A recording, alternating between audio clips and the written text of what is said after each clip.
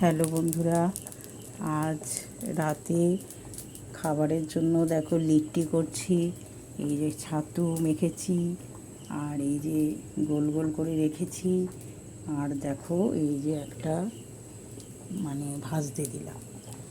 আর এখানে আলু বসিয়েছি, আলু সেদ্ধ মাখবো। লিট্টি দিয়ে খেতে খুব ভালো লাগে। এছাড়া একটু চাটনি করেছি। এই দেখো সমস্ত কিছু দিয়ে আমি ঘরোয়া পদ্ধতিতে একটা চাটনি করি। এখানে একটু তেঁতুলের চাটনি আছে, আর এটা টমেটো, রসুন এই সমস্ত কিছু দিয়ে, ছোলার ডাল, বাদাম এই সমস্ত দিয়ে এই চাটনিটা তোমরা করে দেখবে, খুব সুন্দর লাগে খেতে। আর এই যে আমি করছি দেখো, এর মধ্যে ছোলার পুরটাকে ভরবো।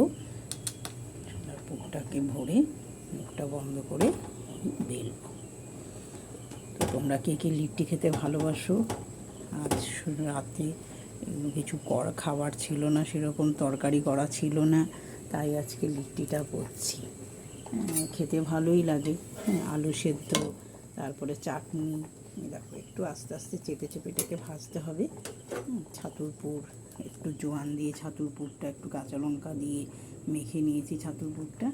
এবার সমস্তগুলোতে এই যে ভরে ভরে রেখেছি, একটা বেলেও রেখেছি, আর এই যে আর একটা ভরলাম। এবার এটা বেলবো। তারপরে আলুটা দেখি মোটামুটি যদি সেদ্ধ হয়ে গেছে দেখে এটা মেখে নেবো। ব্যাস, তাহলেই আমাদের রাতের ডিনার কমপ্লিট।